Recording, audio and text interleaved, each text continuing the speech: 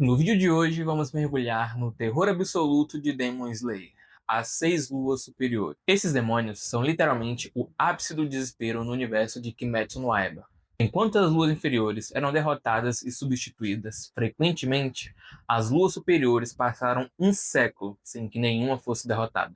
Não é à toa que Muzan simplesmente dizimou todas as luas inferiores após as derrotas ridículas de Ruiemu, e a partir daquele momento, qualquer confronto contra um dos 12 Kizuki seriam contra demônios do mais alto nível. Então prepare-se, que no vídeo de hoje vamos conhecer cada um desses demônios, do sexto posto até o primeiro, e podem ter certeza que é uma história mais perturbadora do que a outra. Tendo isso dito, bora lá! Lua Superior 6, Daki e Gyutaro. Começando pelo sexto posto, temos a única posição que é compartilhada, os irmãos Daki e Gyutaro. E olha, essa é uma das histórias mais trágicas do anime inteiro. Nascidos na mais baixa casta do distrito de entretenimento, esses dois viveram um verdadeiro inferno.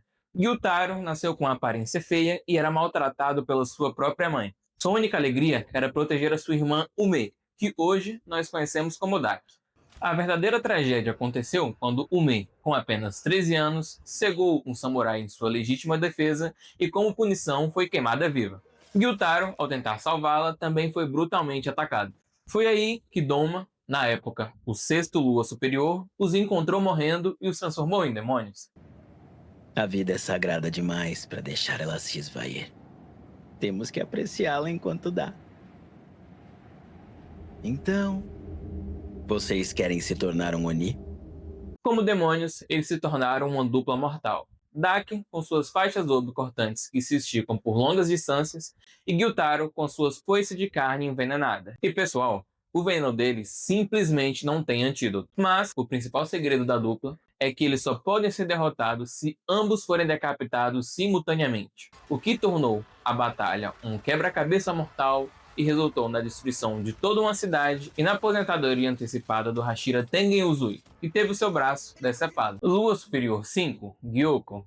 No quinto posto, vamos conhecer o Oni mais perturbador de todo o anime de Demon Slayer. Mesmo quando era um humano chamado Managi, ele já era simplesmente um psicopata. Quando seus pais morreram afogados quando ele ainda era uma criança, ele ficou simplesmente fascinado ao assistir os corpos dos pais em decomposição. Quando uma criança, ele colecionava carcaças de peixe e era odiado por todas as pessoas da vila em que morava. Para você que achou que não podia piorar, quando ele era uma criança, ele provocou e assassinou outra criança e enfiou o seu corpo em um vaso. Como forma de retaliação, os pais dessa criança o esfaquearam e o largaram para morrer. Mas foi aí que Muzan o encontrou. Como demônio, ele se tornou um artista macabro, que possui vasos de porcelana pelos quais ele pode se teletransportar, como também invocar criaturas de água demoníaca e criar prisões de água que impedem qualquer tipo de uso de técnicas de respiração. Sua verdadeira forma é demoníaca e com escamas mais resistentes que o próprio diamante. Mas a sua principal arma é o seu toque mortal, capaz de transformar qualquer coisa que toque em um peixe inofensivo. Mas a sua arrogância foi a sua perdição. Ao invés de assassinar de forma rápida o Hashira da Névoa, Muichiro Tokito, ele decidiu torturá-lo, o que foi um grave erro, pois deu tempo do Hashira se recuperar, despertar a marca do caçador e decapitá-lo com uma velocidade sobre-humana. Lua Superior 4. Hantengo. No quarto posto temos Hantengo, um Oni que tem a sua cabeça completamente fora do lugar. Como humano, ele era um criminoso que veio para matar, roubar e destruir. Entretanto, ele vivia em constante negação e culpava as suas mãos por todos os seus crimes, acreditando na sua própria inocência. Devido à sua extensa lista de crimes, ele foi para a prisão, mas antes que fosse executado, Muzan o encontrou e o transformou em um Oni. Agora vamos conhecer um pouco das suas habilidades. Ao ser decapitado, Hantengo se divide, criando um clone físico para cada uma das suas emoções. Sekido, a raiva. Esse clone é capaz de gerar relâmpagos paralisantes. Karaku, o prazer, é capaz de gerar ventos devastadores. Aizetsu, a tristeza, mestre em ataques de longo alcance. Kurogen, a alegria, é capaz de voar e possui gritos supersônicos. Quando os quatro se fundem, surge Zorakuten, a encarnação do puro ódio. Ele possui as habilidades de todos os outros clones, mas a sua principal arma é a manipulação da madeira, geralmente criando dragões gigantes de madeira. Quando os quatro se fundem, o Hantengo original se encolhe do tamanho de um rato e se esconde para se proteger. Para derrotá-lo, foi necessário o super olfato de Tanjiro, que percebeu que o verdadeiro Hantengo estava escondido dentro do coração do seu clone.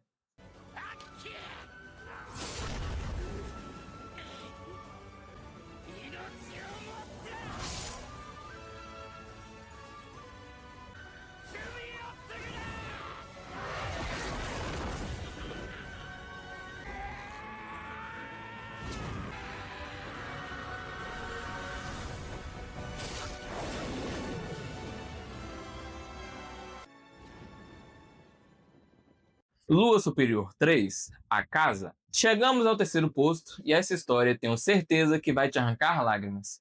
Não é por nada não, mas é o meu personagem favorito de todo o anime. Como um humano chamado Hakuji, ele roubava remédios para o seu pai doente, mas, por se sentir um fardo, o seu pai acabou se suicidando, o que fez com que Hakuji perdesse o rumo da sua vida completamente. Enquanto se encontrava perdido, ele foi acolhido por um mestre de artes marciais e acabou se apaixonando pela sua filha chamada Koyuki e prometeu protegê-la para todo sempre. Mas um dojo rival, que não era capaz de rivalizar com eles diretamente, acabou envenenando o poço do dojo em que moravam, o que resultou na morte tanto do seu mestre quanto da sua amada. Hakuji, consumido pela fúria, invadiu o dojo rival e acabou massacrando os 67 membros com suas próprias mãos. Muzan, ao descobrir um humano com tanto poder, decidiu transformá-lo em Oni. E como ele não tinha motivos para viver, acabou aceitando. Mas mesmo se tornando um Oni e perdendo todas as suas memórias, ele é o único Oni mostrado na obra que não feriu nenhuma mulher. Esse é um vestígio do amor e da humanidade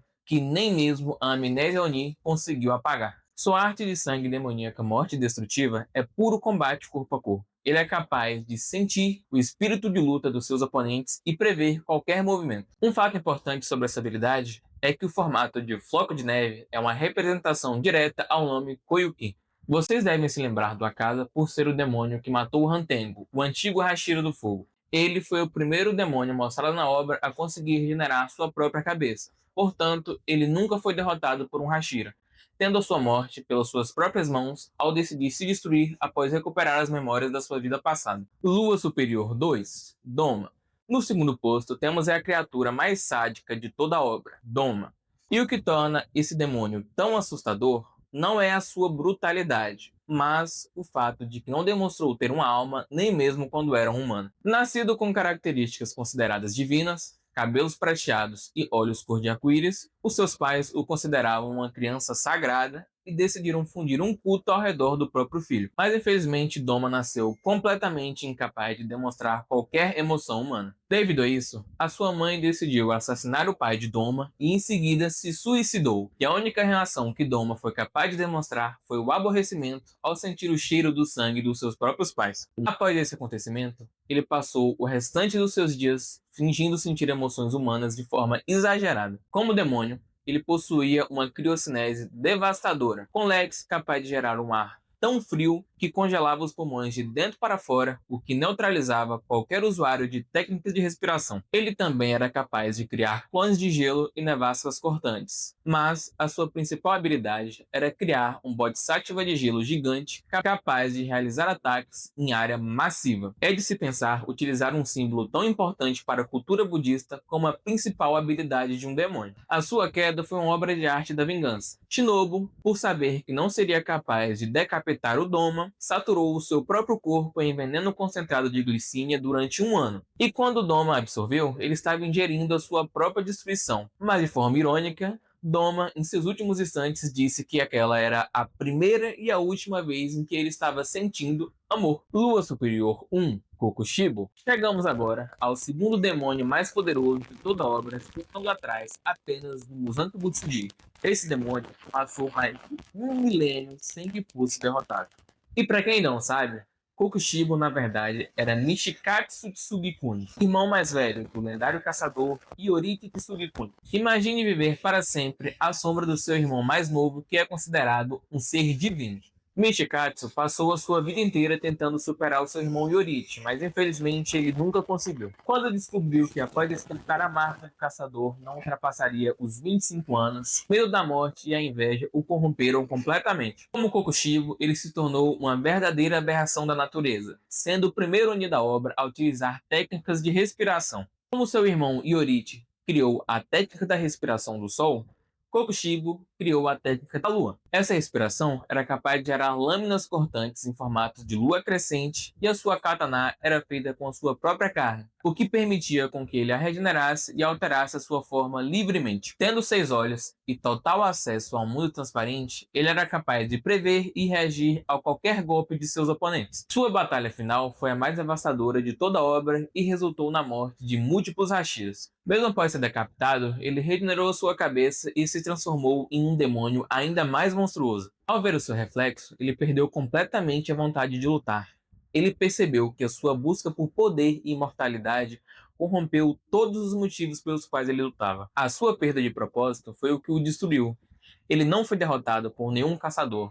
O que acabou com o Kokushibo foram o peso dos séculos de inveja que ele carregava do seu próprio irmão. Essas são as 6 luas superiores do universo de Demon Slayer, com cada uma delas representando uma tragédia da humanidade de forma assustadora e demoníaca. O que os tornam antagonistas tão marcantes não são simplesmente a sua força bruta, mas como cada uma das suas habilidades representam a tragédia humana das suas vidas passadas. Nos próximos vídeos vamos mergulhar de forma muito mais profunda na vida humana de cada um desses demônios. Mas e aí? Qual demônio você quer ver primeiro? Deixa aí pra mim nos comentários. E pessoal, deixa eu pedir um favor pra vocês, rapidinho. Esse é o primeiro vídeo do canal, então pra mim seria muito importante que você se inscrevesse, deixasse o like e comentasse aqui pra mim abaixo o que você mais gostou ou o que você acha que pode melhorar. Até o próximo vídeo.